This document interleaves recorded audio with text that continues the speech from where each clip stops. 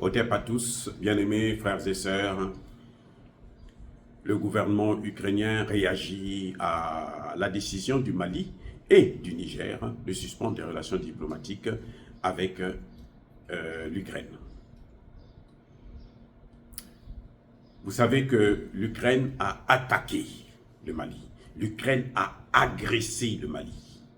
Le Mali, je vous le rappelle, se trouve à plus de 6000 km de l'Ukraine. Là où ils sont en train de se battre, c'est plus de 6000 km. C'est pas moins de 7 heures de vol. Le Mali n'a jamais aidé la Russie dans cette guerre. Au contraire, c'est la Russie qui aide le Mali dans la lutte contre le terrorisme. Et l'Ukraine aide les terroristes à mener la guerre contre le gouvernement légitime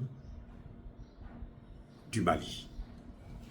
Et ce n'est pas nous qui l'avions dit, c'est le gouvernement ukrainien lui-même qui le dit.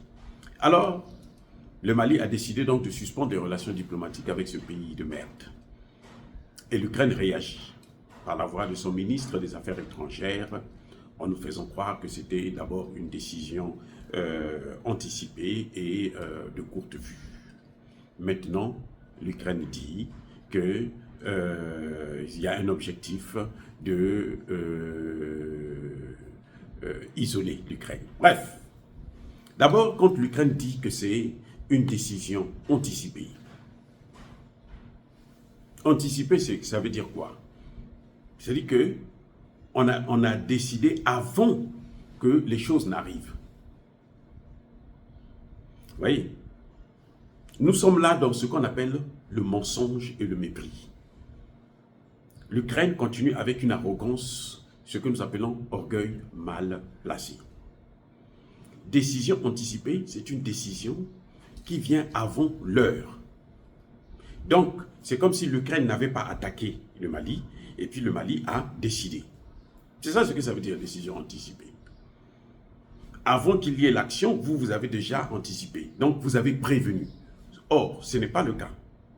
Parce que c'est l'Ukraine qui a attaqué le Mali. Et l'Ukraine a reconnu, par la voix du chef du protocole de l'armée des services de renseignement ukrainiens, qui a dit ouvertement que nous avons aidé les terroristes à frapper à Tinzaouaten. Par la suite, l'ambassadeur de l'Ukraine au Sénégal est passé encore sur les réseaux sociaux pour dire que nous sommes fiers de cette action formidable que nous avons. Nous avons tué des Maliens et que nous allons continuer à le faire. Il a prévu, nous allons continuer à le faire.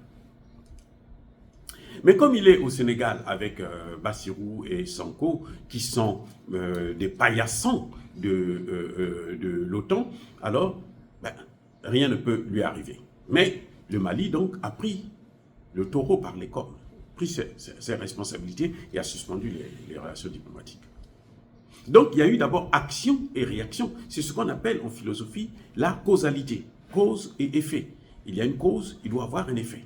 La cause, c'est que le Mali a agressé le Mali, plutôt l'Ukraine a agressé le Mali. L'effet, c'est que le Mali a suspendu les relations diplomatiques. L'effet, c'est que le Niger a emboîté le pas au Mali. L'effet, c'est que le Burkina Faso est en train de venir aussi. L'effet, c'est que d'autres pays africains vont le faire. Je suis sûr. Ça prendra le temps que ça prendra. Mais nous n'allons plus accepter de prendre des coups sans riposter. C'est ça que l'Afrique aujourd'hui est devenue.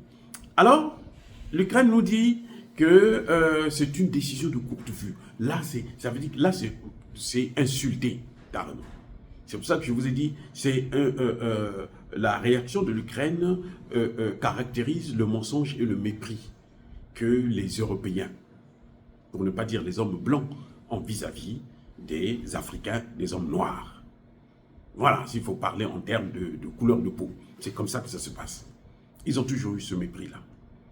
Il dit qu'il ment que c'est une décision anticipée parce que c'est une décision qui est arrivée après qu'il y ait eu une cause. Donc ça a été un effet. Maintenant, il dit que c'est une décision de courte vue. Donc, ça dit que Assimi Goïta n'a pas bien réfléchi. Ah oui? Assimi Goïta n'a pas bien réfléchi. Ah bon? Mais si c'est ça, oui, très bien, c'est une décision de courte vue, alors les États-Unis n'ont pas à se mêler. Parce que pourquoi les États-Unis se mêlent? Les États-Unis se mêlent parce que ce sont les États-Unis qui ont demandé à l'Ukraine de le faire.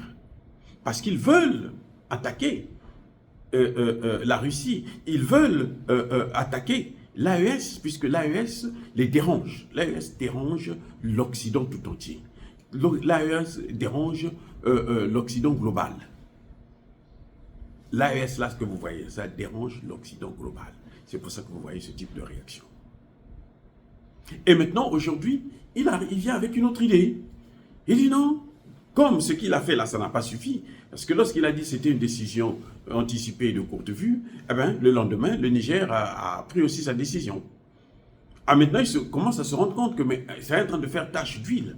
Et ce n'est pas arrêté, hein. Parce que dans les chancelleries africaines, les gens continuent à parler. Dans nos présidences, les gens continuent à parler. Et tout, même si nous avons encore des dirigeants qui ont peur de se démasquer, de prendre la ligne droite. Mais nous savons que beaucoup parmi eux sont déjà prêts à agir. Et c'est pour ça, je veux vous rappeler une chose entre parenthèses. L'Afrique du Sud qui est allée sauver la Palestine, elle se tait. Vous voyez comment cette Afrique du Sud ne vaut absolument rien. Que l'apartheid reprenne là-bas, nous n'allons pas intervenir tant que nous allons avoir des dirigeants aussi larbins que ceux que nous avons aujourd'hui en Afrique du Sud. Ce ne sera plus notre problème. Bref, si l'Ukraine se plaint maintenant, elle dit que non, mais c'est grave ce qui est en train de se passer, mais ça va. On est en train de nous isoler. Comment l'Ukraine peut se sentir isolée pour des gens qu'elle méprise, pour des gens qui n'ont pas d'argent, qui sont pauvres, qui ne valent rien, que le monde entier piétine. Je dis bien le monde entier piétine. Aujourd'hui, il y a quelques pays qui essaient de nous donner un peu du respect. C'est la Russie en premier lieu, et puis vous avez la Corée du Nord, l'Iran, la Chine. Mais sinon, tout le reste, là, on continue à nous piétiner. Hein. Quand on nous parle, on s'adresse à des gens qui ne valent absolument rien, qui n'ont rien, qui sont pauvres. Et l'Ukraine a maintenant peur d'être isolée. Eh oui, mais l'Ukraine n'est pas isolée, puisque l'Ukraine est avec l'OTAN. L'Ukraine est avec le G7. Pourquoi elle va avoir peur d'être isolée? Encore là, un autre mensonge. Mais, en fait, c'est parce que l'Ukraine a compris que là, elle avait dépassé les bornes. C'était la ligne rouge qu'il ne fallait pas franchir. Et elle le sait qu'elle le payera cher. Pour l'instant, elle n'a encore rien vu. Ce n'est que le début du commencement.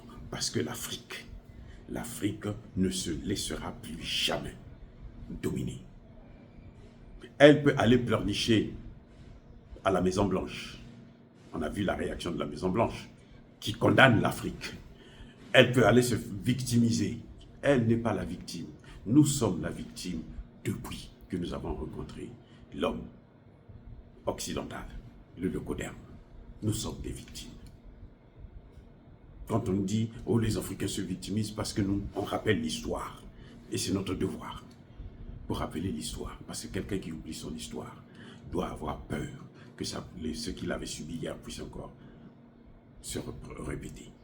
Et nous, pour éviter de se répéter, nous devons le dire à nos enfants, nuit et jour, souffrez, qu'on puisse informer nos enfants que nous avons été pris en esclavage par les Arabes, après nous avons été pris en esclavage par les Blancs, et après l'esclavage, est venue la colonisation, après la colonisation, le néocolonialisme, et maintenant la recolonisation. C'est l'AES qui est en train de nous donner encore un espoir de sortir la tête haute.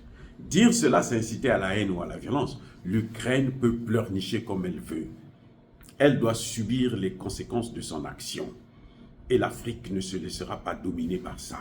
Même les États-Unis ne pourront pas arrêter les populations africaines. S'il y a des dirigeants africains, comme Diomaye Faye, comme Tshisekedi, il y a des Africains, des populations africaines qui sont tous debout, qui ont le vent en poupe et qui savent ce qu'il faut faire. Soyez bénis, abondamment bénis par le Dieu des Kémites et par nos ancêtres ici. Mais que tous ceux qui persécutent le continent africain, le pillent et le déstabilisent, qu'ils soient noirs, blancs, chinois, arabes, juifs, indiens ou qui qu'ils soient punis, maudits, foudroyés, neutralisés, écrasés, effacés par le Dieu des Kémites et par nos ancêtres ici. Vive l'Afrique éternelle, j'ai dit et j'assume.